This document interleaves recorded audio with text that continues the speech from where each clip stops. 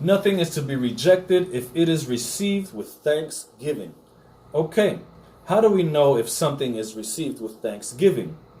Well, for starters, we can simply say that, thank you for giving me that. But that's not what Jesus meant here. It's not what God was talking about here. An example is basically a diabetic man. He can be thankful for receiving a pastry. A diabetic man is not supposed to eat sugary things, right? But his body, or God's temple, will not receive the pastry with thanksgiving because it will cause bodily harm to the man with diabetes. So he's thankful for receiving the pastry. Thank you. Tastes so good. He's thankful externally, but is he thankful internally?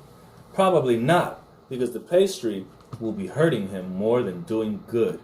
In the same way, anything that we ingest must be good for the body and accepted with thanksgiving. Ask yourself, does the God seed or sexual fluid accept this food with thanksgiving?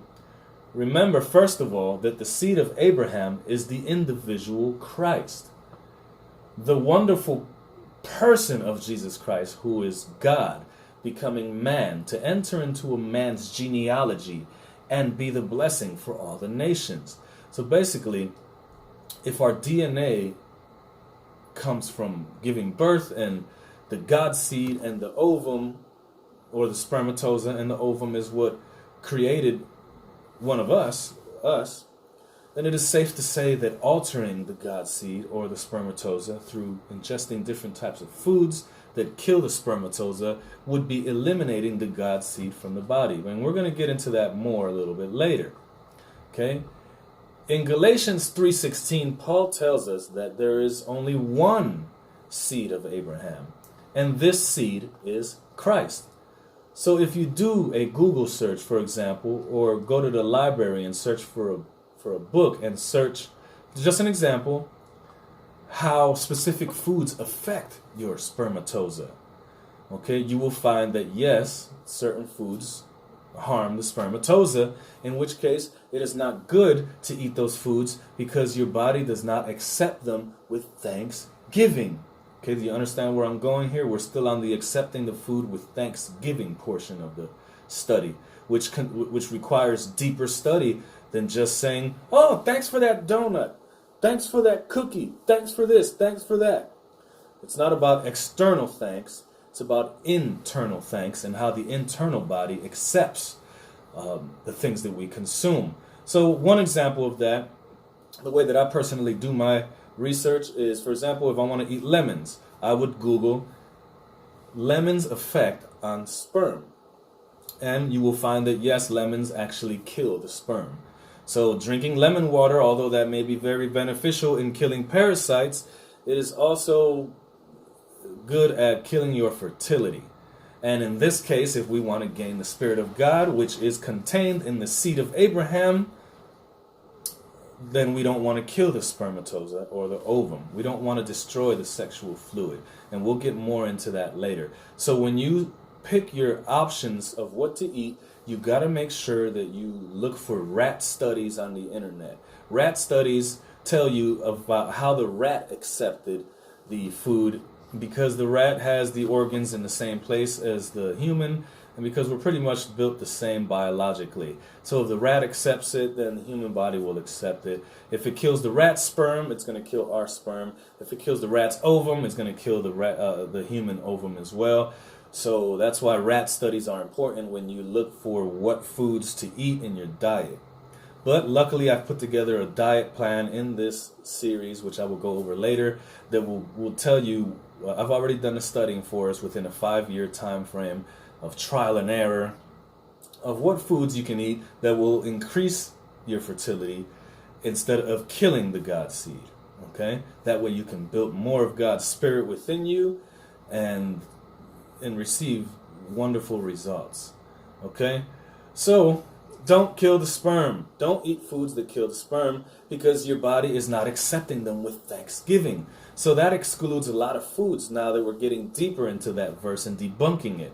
Also, the consumption of a diet highly laden with sucrose, sugar, and or salt for 6 weeks scientifically in a study had greatly altered sperm function in the present study, and this was associated with reduced level of testosterone, which is what men and women need for strength and a lot more.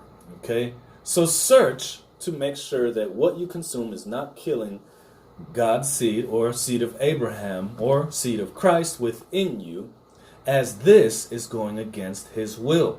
Because remember what it says in John 6, that the will of the Lord is that all that he hath given us, including our God-given seed, that we shall lose none of it, but shall raise it up again on the last day. That was the will of Christ. Okay, that's what God told him the will of God was.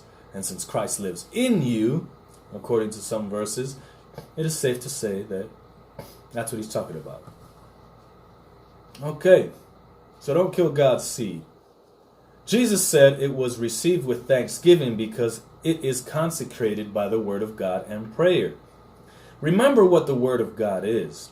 Okay, so if something is consecrated by the word of God, according to John 1:1, the word is God, and Christ is God.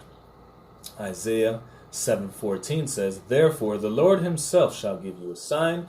Behold, a virgin shall conceive and bear a son, and shall call his name Emmanuel. Emmanuel literally means God within us.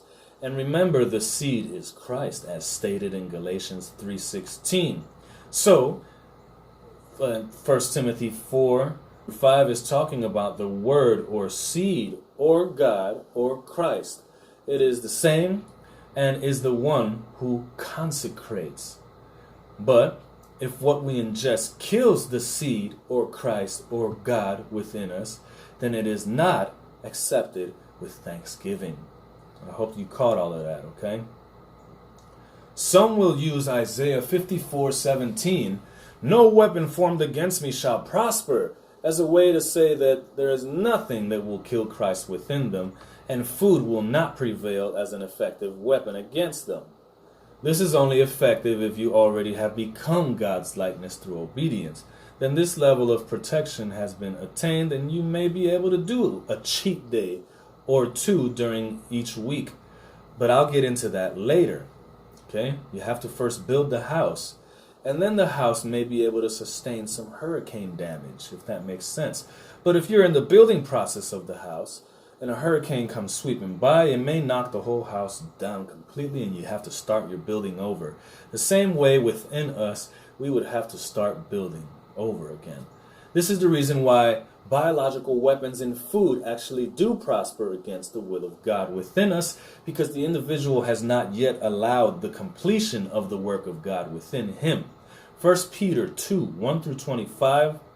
So put away all malice and deceit, and hypocrisy, and envy, and all slander.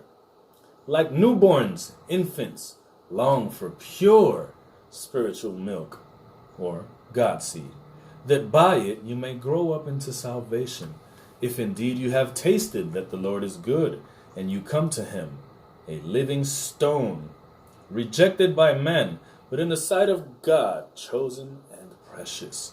You yourselves, like living stones, are built up as a spiritual house, to be a holy priesthood, to offer spiritual sacrifices or seed acceptable to God through Jesus Christ.